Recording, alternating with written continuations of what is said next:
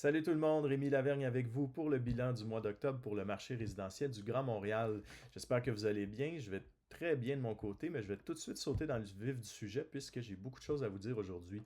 Donc, mon association titrait Le marché immobilier du Grand Montréal conserve son élan en octobre malgré le recul de la copropriété. On va y venir, vous allez voir, c'est quand même assez marquant. On est le quatrième meilleur mois d'octobre depuis les années 2000. Il y a eu une hausse des ventes de 5% depuis octobre l'année dernière, à pareille date. Il y a une hausse des ventes partout, sauf à Laval, petit recul de 1%. Les plus fortes ventes sont dans l'unifamilial et surtout dans le plex. Et à l'inverse, il y a un recul de 4% au niveau de la copropriété. Les inscriptions ont augmenté, le catalogue de propriétés a augmenté de 7%. C'est uniquement dû au condo. Je vais vous illustrer ça en chiffres pour que vous puissiez bien saisir l'importance de l'impact. Ici, j'ai sorti les condos à Montréal vendus en janvier jusqu'à aujourd'hui. En janvier, il y en avait 8600 sur le marché à vendre. En fait, ce n'est pas des vendus, c'est vraiment à vendre. Qu'est-ce qu'il y avait à vendre en janvier? 8600 condos. On est rendu à 12 500. Il s'en accumule énormément et c'est parce qu'essentiellement, toutes les nouvelles lois ont forcé les copropriétés à se mettre en ordre et pour la plupart, ça résulte à une augmentation de 50% des frais de condo dans les 5 dernières années. Donc, c'est énorme. Les gens qui achètent un condo, les premiers acheteurs ont moins les moyens de se permettre des condos à cause de ça, ce qui fait qu'ils s'en accumulent beaucoup sur le marché. Et c'est pas une mauvaise chose au final parce qu'il fallait que certaines copropriétés se mettent à jour, mais ça a l'effet que ça accumule, les condos s'accumulent sur le marché, puis ils sont plus durs à vendre si vous en avez un.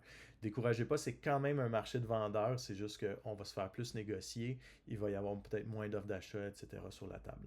Donc, les statistiques, je l'ai dit, une hausse des ventes de 5%, une hausse des inscriptions, le catalogue est plus gros de 7%, il y a des nouveautés à la hauteur de 7% et le volume de vente a augmenté de 14%.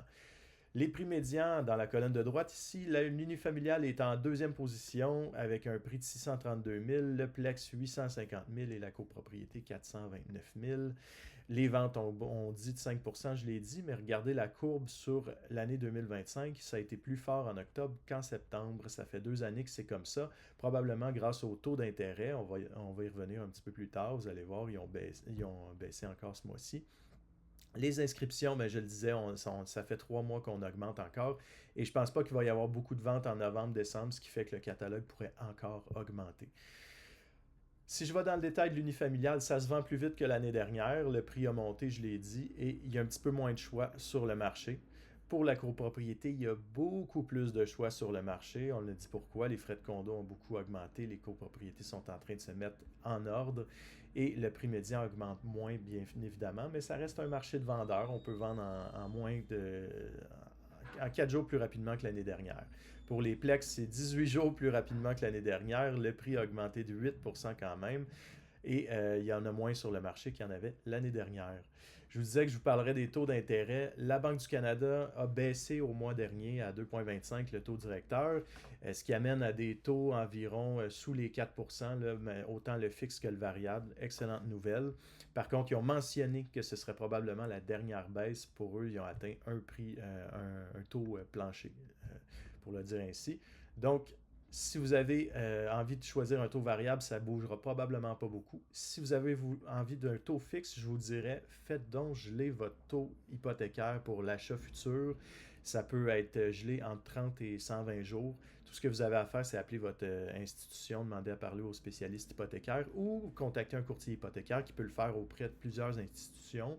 Comme je vous dis, c'est pas éternel. Et si ça baisse, ben là, vous pourrez prendre le taux du jour s'il est plus bas, bien évidemment. Sauf que si ça monte, vous allez avoir été content de faire un gel de taux. Ça va vous permettre un achat un peu plus intéressant.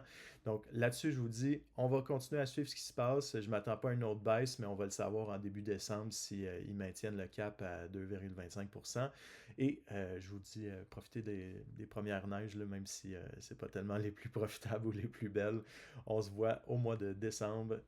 Bon mois de novembre tout le monde. Salut!